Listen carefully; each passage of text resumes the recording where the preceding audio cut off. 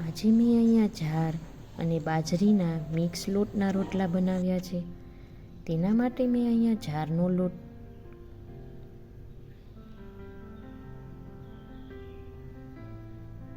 ત્યારબાદ બાજરીનો લોટ બંનેને સારી રીતે ચાળી લીધા છે.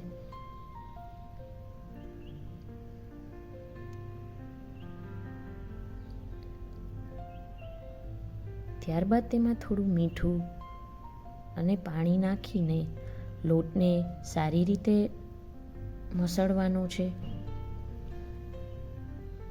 જ્યાં સુધી લોટ સોફ્ટ ન બની જાય ત્યાં સુધી તેને મસળવાનો છે.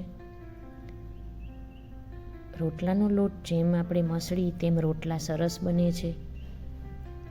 તમે જોઈ શકો છો લોટ કેટલો સોફ્ટ બની ગયો છે.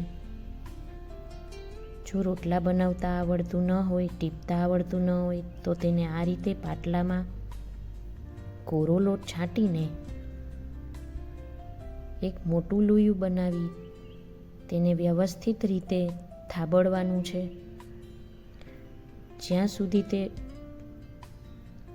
રોટલો મોટો ન બની જાય ત્યાં સુધી આપણે આ રીતે તેને થાબડવાનો છે. જો રોટલો ચોટતો હોય તો તેમાં થોડો કોરો લોટ છાંટવાનો. તમે જોઈ શકો છો પ્રોપર ગોળ શેપ આવે ત્યાં સુધી તેને કરવાનું છે. હવે આ રીતે તમે તેને ગોળ શેપ આપી શકો છો. ત્યારબાદ આપણી તાવડી મૂકી તે પ્રોપર રીતે ગરમ થાય ત્યાં સુધી તેને ગરમ કરવાની છે અને તેમાં રોટલો ધીરેથી મૂકી તેને મીડિયમ ફ્લેમની આંચ પર શેકવાનો છે. થોડીવાર શેક્યા બાદ તેને ઉલટી સાઈડ ફેરવી નાખવાનો છે. આ રીતે રોટલાને હાથ વડે શેકવાનું છે મીડિયમ ફ્લેમ પર. ત્યારબાદ તેને ઉલટાવીને જોવાનું છે કે રોટલો બરાબર શેકાયો છે કે નહીં. ત્યારબાદ તેને ચાકુ અથવા ચમચી વડે સાવ ધીરે ધીરે મૂકી તમે જોઈ શકો છો રોટલો છે તે એકદમ ફૂલીને બની ગયો છે આપણો.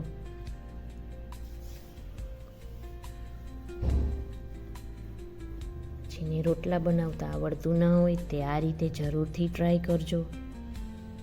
તમે જોઈ શકો છો રોટલામાં છે તે પડ બની ગયું છે. હવે પડ ખોલીને તેમાં ઘી લગાવી ગરમ ગરમ રોટલાને તમે સબ્જી અને દાળ બધા સાથે તમે ખાઈ શકો છો. આ રીતે રોટલો બનાવશો તો તમારો રોટલો ફાટશે પણ નહીં અને ફૂલીને વ્યવસ્થિત રીતે બનશે. તો કમેન્ટમાં જરૂરથી જણાવશો કે રોટલો આવો બન્યો કે નહીં.